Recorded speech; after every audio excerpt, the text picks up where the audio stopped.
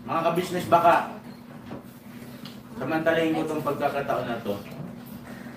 Kung po pwede po sana, lalambing ako sa inyo. Supportahan niyo po yung Anime Reactors TV. Solid ka business po yan. Tapos ano po kasi siya, bedridden na po, mga ka-business. So sa pamamagitan ng pagbablog, awa ng Diyos nga, na-monetize na siya. Nagkakaroon siya ng kaunting revenue. Kaya maliliit lang kasi yung views niya. Baka pwede po suportahan natin si Anime Reactors TV. Yan. Pero bedridden na po siya. Kaya mapapansin nyo yung at least na mukha niya, pinapakita niya. Cartoon character. Suportahan po natin yan, Anime Reactors TV.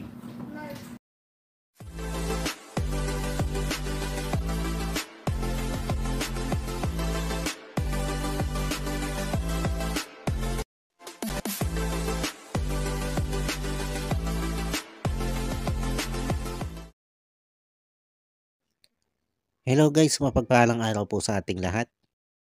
Narito pong muli ang inyong lingkod, Anime Reactors TV. At sa mga hindi pa po nakaka-subscribe dyan sa aking munting channel, ay baka pwede naman pong makipindot na po na subscribe button. At makilike and share na rin po ng aking mga video. At patuloy din po natin suportahan ang Mag-amang Ka-Business Official at Papa Dins TV. At ganun din po yung kanilang second YouTube channel na Ka-Business Family.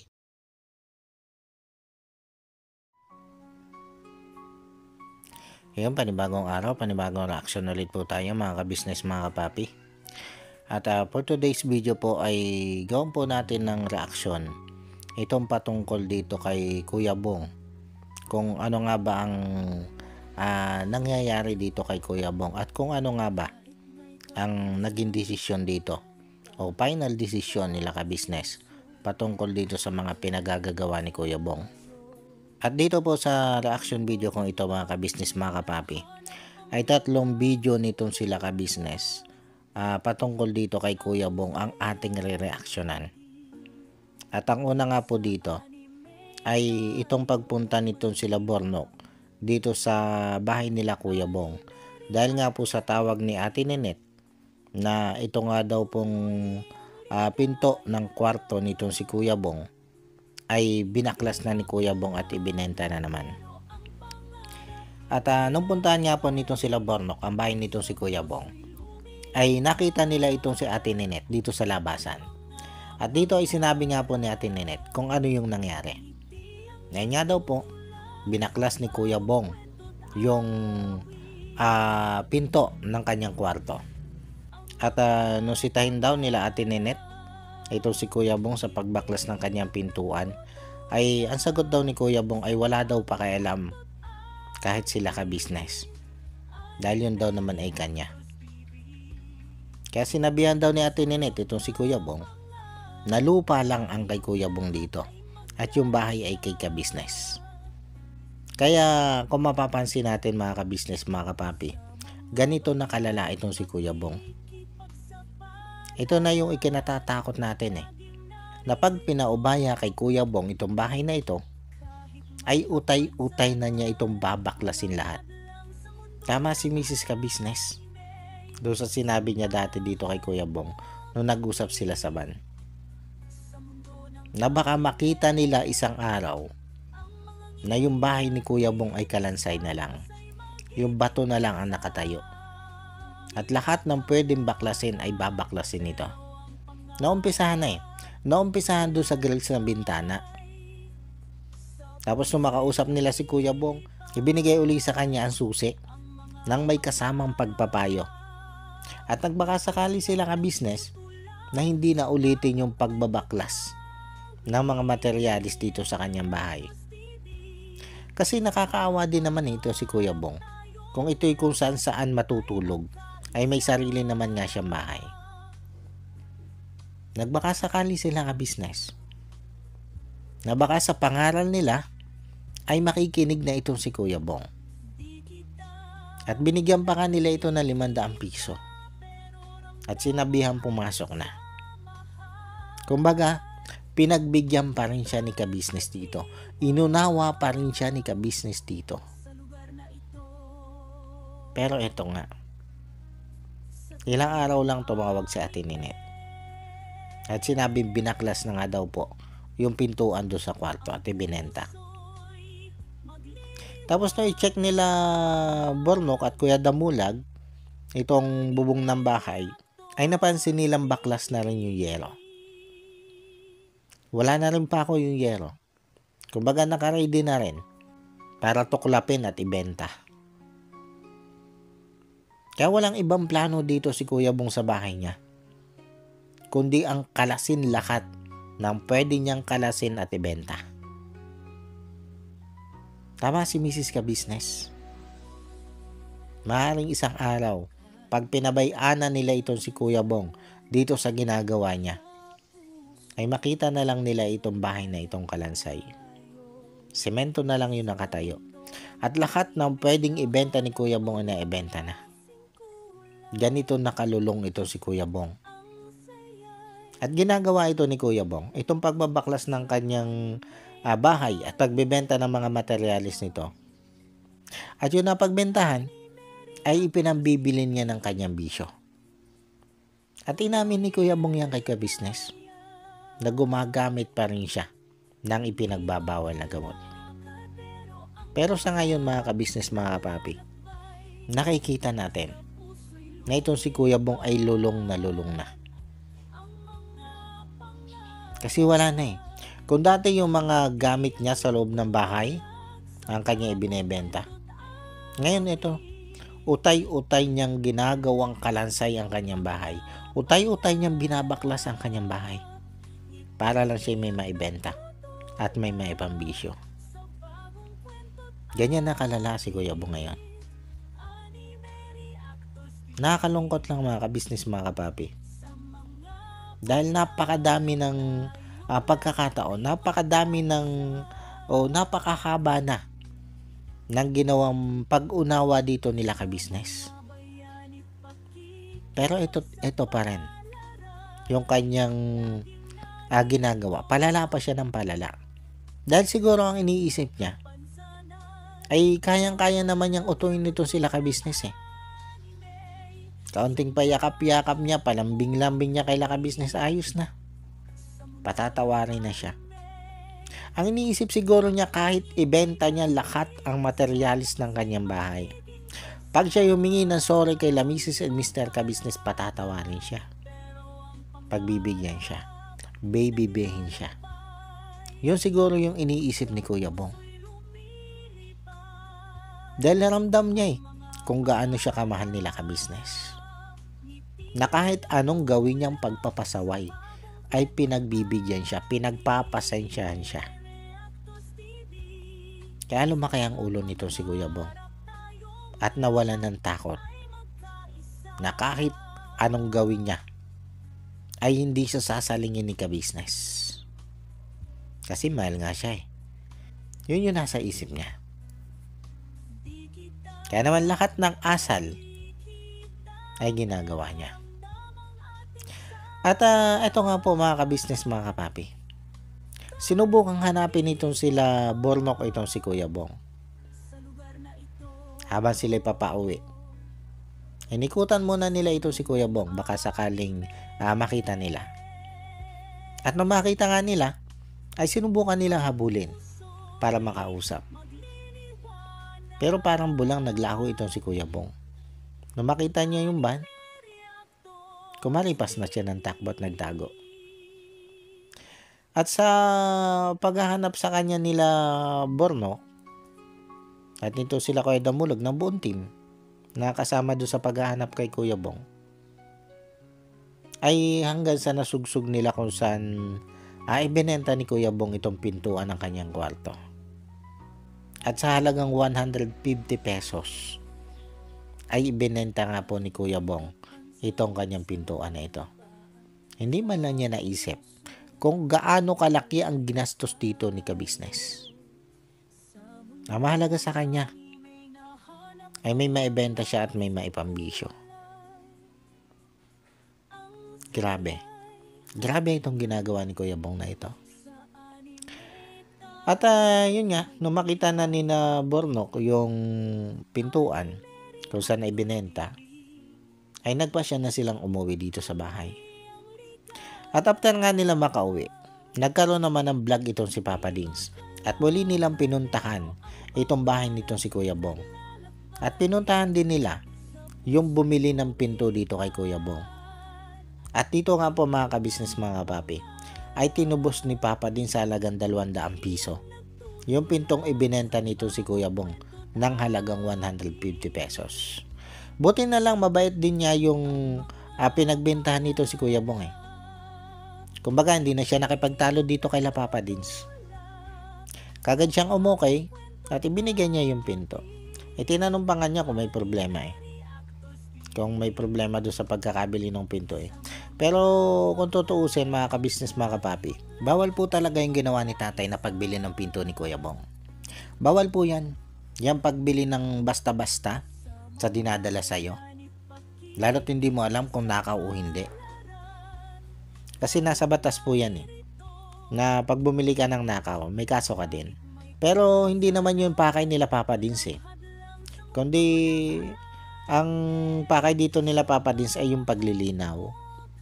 At yun nga, hanggang sa sinubukan ni Papa Dins na muling tubusin yung pinto na ibinenta ni Kuya Bong.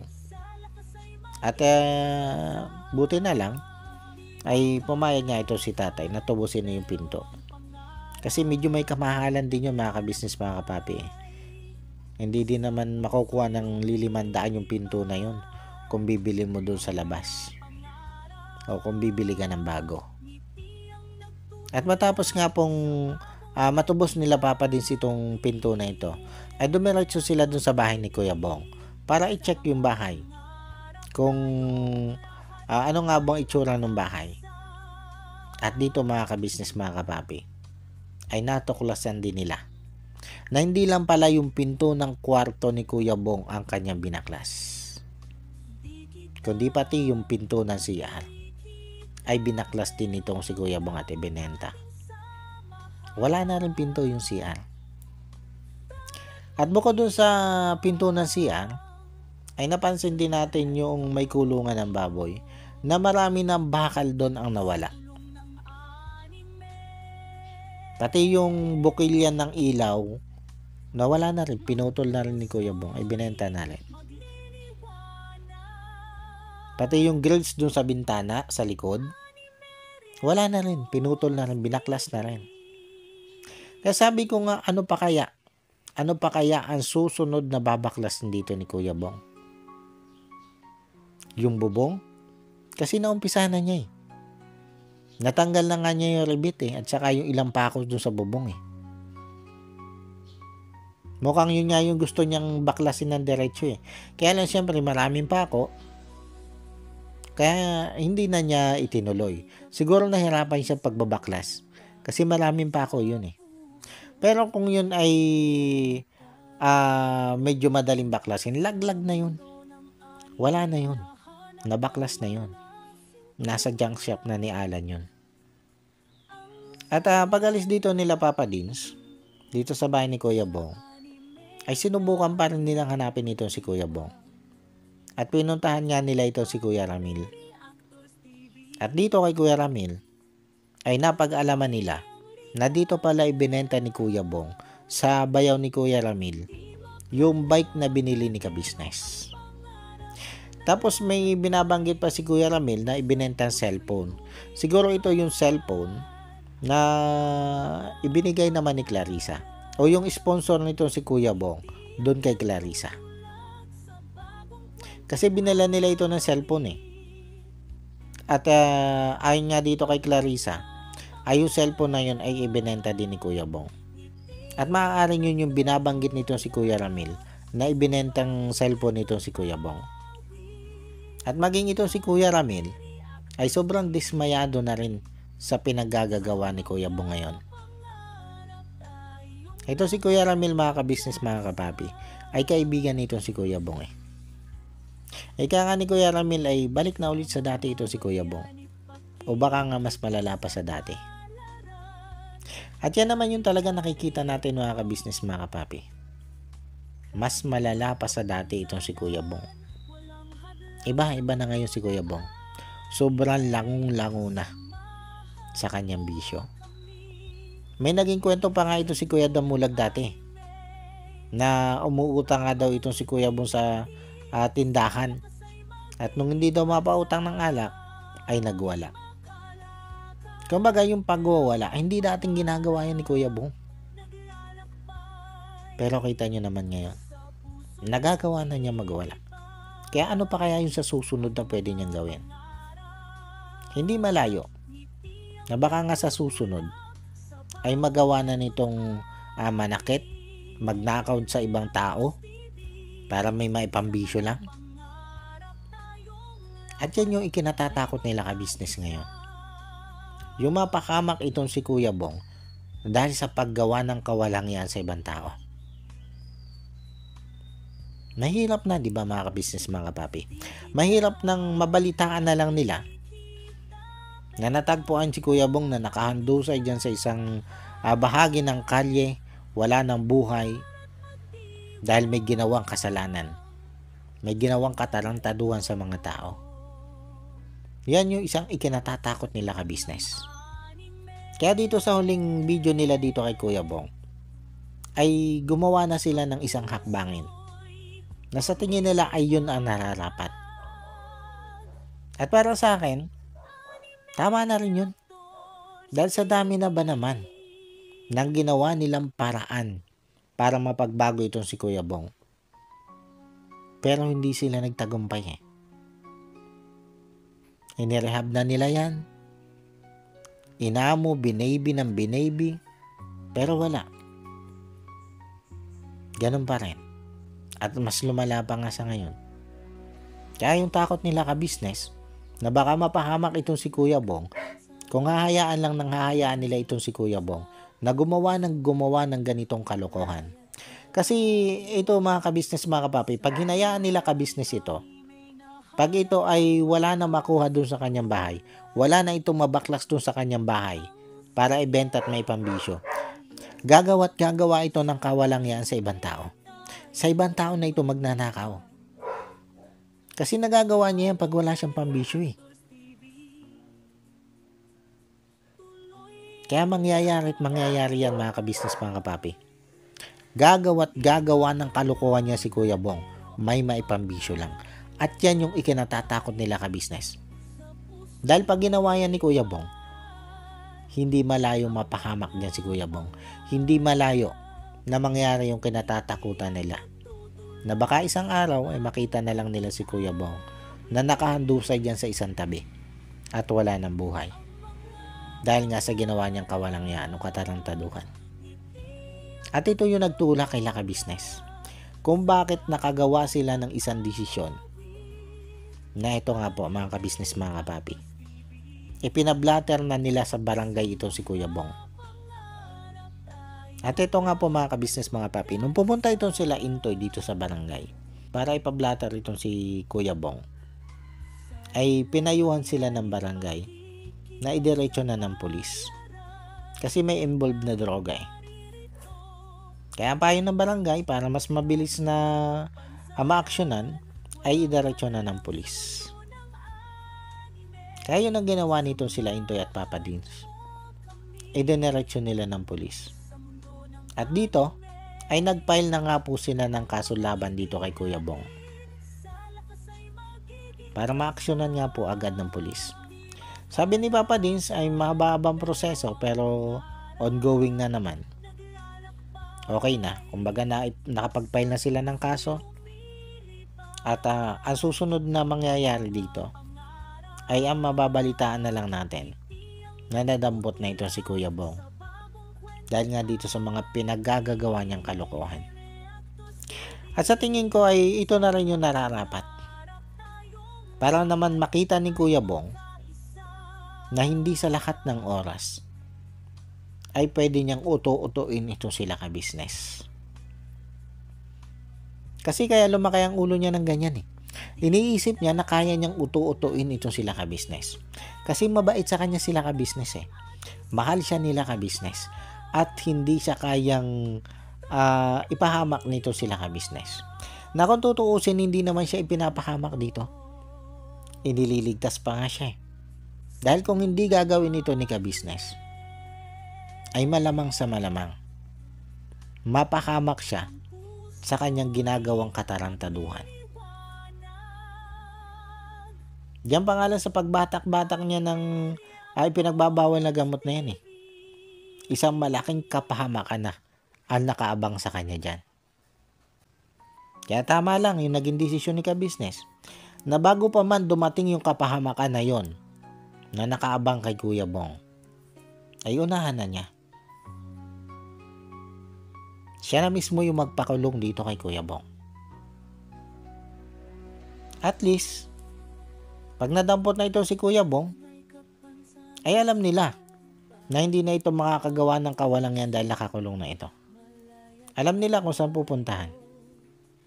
Kaya lang dito mga ka-business, mga kapapi, kung sakasakaling makulong ito si Kuya Bong, ay hindi din natin masasabing magbabago ito dito. Dahil alam naman natin kung ano yung klase ng buhay sa kulungan. Ang mga kasama mo dyan, puro halang ang kaluluwa o halos lahat halang ang kaluluwa. Kasi hindi naman lahat ng nakukulong talaga may kasalanan eh. Alam naman natin yan eh. Na maraming nakukulong na wala naman talagang kasalanan eh, napapagbintangan lang. Pero ang karamihan dyan o ang majority nakakulong dyan ay mga halang ang kaluluwa. Kaya minsan, may mga taong nakukulong na halip na magbago ay mas nagiging tarantado pa. Pero hindi naman lahat mga ka-business, mga kapapi. May mga nakukulong din na nagbabago. Kung matatandaan natin mga ka-business, mga kapapi, yung isang nakapulot dito kay Christian na kumontak dito kay ka-business, yung si Brother Ronnie, dati pong bilanggo yun. Pero sa loob ng bilangguan, doon siya nagbago. At naging pastor pa nga po siya. Kumbaga, hindi lahat ng tao na nakukulong ay mas nagiging tarantado. May mga tao pa rin na nagbabago sa kulungan. Bagamat iilan-ilan yun. Kumbaga, mabibilang na lang natin yung mga taong nagbabago sa kulungan. Pero meron pa rin. Lalo na nga, yung mga taong napapalapit sa Panginoon pag sila nandun na sa kulungan.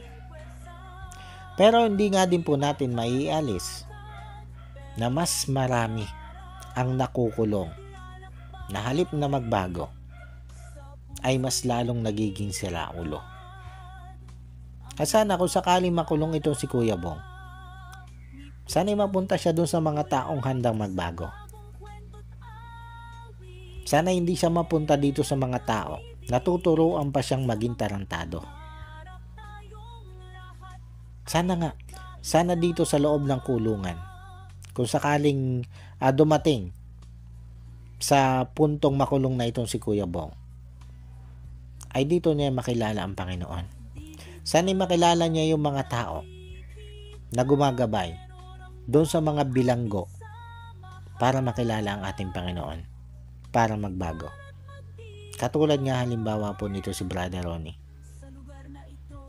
Sana ito yung kahantungan ni Kuya Bong. Sana naman kung sakaling siya'y makulong, ay sana naman sa paglabas niya ay yung bagong Bong na yung ating makikita. Pero sana yung pagbabago nitong si Kuya Bong ay hindi sa palala, kundi sana'y katulad siya ni Brother Ronnie na handa nang ituwid yung kanyang buhay at kilala na niya ang Panginoon. Kung tutuusin, nasimulan na ni Kuya Bong yan eh. Yung makilala niya ang Panginoon, nasimulan na ni Kuya Bong yan. Kaya nga lang sa hatak ng maling barkada, ay eto, bumalik siya dun sa dati. At sa tingin nga natin ay mas malala pa dun sa dati. At itong hakbangin nila ka-business na ito, na ipadampot itong si Kuya Bong, ay ito na yung huli nilang naiisip na paraan eh. Para maiiwas nga po ito si Kuya Bong dun sa higit na kapahamakan kung ito'y kanilang pababayaanan lang. Kasi syempre masakit kay Laka-Business na mabalitaan niya pong itong si Kuya Bong ay isang araw ay nakahandusay na lang diyan sa gilid-gilid ng walang buhay. Dahil nga po sa patuloy niyang ginagawang kawalangian. Kaya para po dun sa mga nagmamahal dito kay Kuya Bong, sana po maunawaan nyo ito sila ka-business doon sa ginawa nilang hakbanging ito. Dahil ito na lang po yung kanilang naiisip na paraan para itong si Kuya Bong nga po ay mailayo dito sa mga barkada niya na naghahatak sa kanya para gumamit ng ipinagbabawal na gamot, para maging lulong sa bisyo. Wala na po Kung ayan lang po nila ka-business na itong si Kuya Bong ay pag-alagala dyan, ay mas malala pa po ang pwedeng mangyari kay Kuya Bong kumpara dito sa ginawa nila ka-business na desisyon na ipadampot na lang ito si Kuya Bong. Kaya sana po, para doon sa mga nagmamahal dito kay Kuya Bong, sana po ay maunawaan nyo sila ka-business sa naging desisyon nilang ito para dito kay Kuya Bong. Paano po mga ka-business, mga kapapi, hanggang dito na lang muna ulit po. At sana po nagustuhan nyo itong aking reaction video na ito. At muli po ay maraming salamat po sa patuloy pong sumusuporta at sa wala pong sawang nanonood sa aking mga nire-reaction ng video. Maraming salamat po. At sa mga hindi pa po nakaka-subscribe dyan sa Muntikon channel, ay baka pwede naman pong makipindot na po ng subscribe button at makilike and share na rin po ng aking mga video. At bago po tayo tuloy yung magtapos ay gusto ko lang pong i-shoutout itong sila Ma'am Nerissa ng New Jersey. Shoutout po sa inyo, ma'am. At maraming salamat po sa patuloy pong pagsuporta at sa wala nyo din po sawang panonood sa aking mga nare-reaction ng video. Maraming salamat po, ma'am. At ganun din po dito kay Ma'am Elena Capillo. Shoutout po sa inyo, ma'am, at maraming salamat din po sa patuloy nyo pong pagsuporta at sa wala nyo din pong sawang panonood sa aking mga nare-reaction ng video. Maraming salamat po, ma'am. At shoutout din po dito kay Wakiwak TV. Shoutout sa iyo, idol. At ganun din po dito kay Jewel Channel. Shoutout po sa inyo, sir. At shoutout din po dito kay Papa Sundot. At syempre ganun din po dito sa mga magigiting na kagwang nito si ka-business. Na sila Kagwang Intoy Official, Kagwang by Papaya Official, Kagwang Buknoy Official, Kagwang Bornok Official, Kagwang Bugi Official, Kagwang Bong Official, na ito nga po na nalalapit na ito ay maghimas ng malamig na rares na bakal. Shoutout na rin sa iyo. At ganoon din po dito kay Kagwang Damulag Official. Shoutout po sa iyo. At yun, syempre ganoon din po dito sa aking mga kasamang reaktor na sila Taong Gala, Kalingap Turak, Katangay PLC, Mamplers Channel, Annalisa Reality Vlog, MK Inday Okray TV, Alminda Mix Vlog, at Joyce 27 TV. Shoutout po sa inyo. At muli po ay maraming salamat po. And God bless po sa inyong lahat. Anime Reactors, shoutout po. Suportahan natin yan si Anime Reactors TV. Yan, pakisupport po natin. Siya po ay isang bedridden na mga ka-business. Check nyo po yung kanyang YouTube channel, Anime Reactors TV.